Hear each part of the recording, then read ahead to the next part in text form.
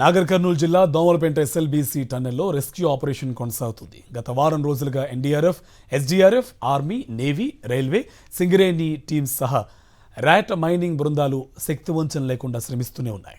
సొరంగంలో ధ్వంసమైన boring machine శిథిలాలను తొలగించేందుకు railway శాఖ రంగంలోకి దిగింది. మిషన్ భాగాలను ప్లాస్మా కట్టర్తో వేరు చేస్తూ ఇంకోవైపు పేరుకుపోయిన బురదను లోకో డబ్బాల్లో బయటకు తరలిస్తున్నారు. కార్మికుల జాడ కనిపెట్టేందుకు అత్యాధునిక స్కానర్ను వినియోగిస్తున్నారు. అత్యాధునిక జీపీఆర్, గ్రౌండ్ పెనెట్రేటింగ్ రాడార్తో సొరంగంలో గాలిస్తున్నారు. పైకప్పు కూలిపడ్డ చోట మట్టి శిథిలాల కింద ఏమున్నది అనేది పరిశీలిస్తున్నారు. 5 కీలక స్పాట్లు సహా మొత్తాన్ని భాగాలను కూడా జీపీఆర్తో గుర్తించారు అధికారులు.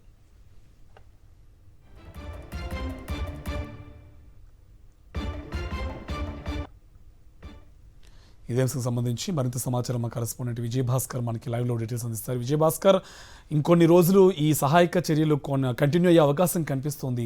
ఇంకోవైపు బాధితులు సంబంధించినటువంటి బంధువులందరూ కూడా ఎదురు చూస్తున్న పరిస్థితి. పూర్తి డీటెయిల్స్ ఏంటి? కార్తీక్, దోమలపేట ఎస్ఎల్బీసీ వద్ద జరిగినటువంటి యొక్క ఘటనలో 8వ రోజు కూడా రెస్క్యూ ఆపరేషన్స్ ముమ్మరంగా సాగుతున్నాయి.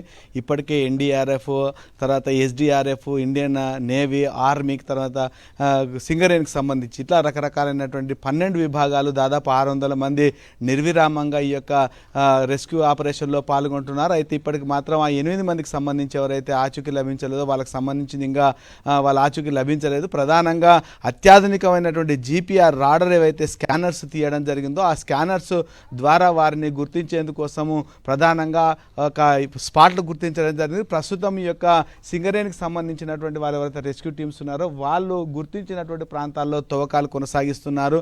అందరూ ఆశిస్తున్నట్టు ఈరోజు వాళ్ళ యొక్క జాడ దొరికేటువంటి అవకాశం ఉందని చెప్పేటువంటి అభిప్రాయం ఉన్నారు. ప్రధానంగా మాత్రం ఇప్పటికే ఇక్కడ హడావుడి మాత్రం మొదలైందని చెప్పొచ్చు. ఒకవైపు ఆసుపత్రుల వద్ద అంబులెన్స్ సిద్ధంగా ఉంచడం, మరొక వైపు ఉస్మానియా నుంచి మహబూబ్ నగర్ మెడికల్ కాలేజీ నుంచి ఫోరెన్సిక్ నిపుణులను కూడా ఇక్కడ రప్పించేందుకు కావాల్సినటువంటి చర్యలు చేపడుతున్నట్టు మనకు సమాచారం అంతా ఉంది.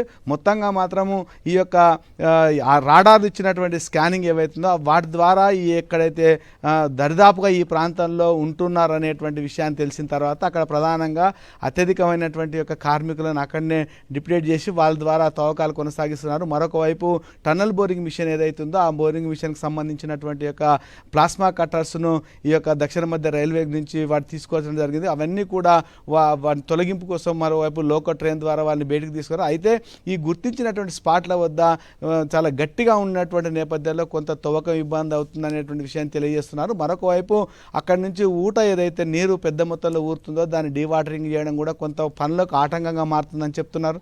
మొత్తంగా మాత్రము ఈరోజు జరుగుతుండేటువంటి యొక్క రెస్క్యూ ఆపరేషన్లో మాత్రము వారి ఆచూకీ లభిస్తుంది అనేటువంటి అభిప్రాయం ఉంది. మరి కాసేపట్లో మంత్రి ఉత్తమ్ కుమార్ రెడ్డి తర్వాత వాళ్ళంతా సమీక్ష నిర్వహించేటువంటి అవకాశం ఉంది. అందుకు కావాల్సినటువంటి ఏర్పాట్లు కూడా ఇక్కడ హడావుడి మాత్రం కొనసాగుతుంది. Karthik, right, thank you Vijayabhaskar.